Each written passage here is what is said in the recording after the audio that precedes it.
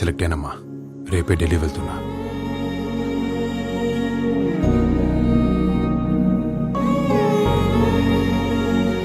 గని మీ నాన్న ఆటలో ఓడిపోలేదు, ఓడిపోయేలా చేశారు. నువ్వు వెళ్ళడం నాకు ఇష్టం లేదు. నీ భయం నేను అర్థం చేసుకోగలనమ్మా. నాన్నలాగే నాకు కూడా ఏదైనా అవుతుందని వద్దంటున్నావు. కానీ నాన్న గురించి, నాన్న ఆశయం గురించి తెలిసా కూడా నేను ప్రయత్నించకపోతే ప్రతి క్షణం చేస్తూ బతుకుతున్నట్టే. ఏ రింగ్లో అయితే నాన్న ఓడిపోయాడో అదే రింగ్లో నేను గెలిచి విక్రమాదిత్య కొడుకుని గర్వంగా చెప్పుకోవాలి. నేను వెళ్ళొస్తానమ్మా.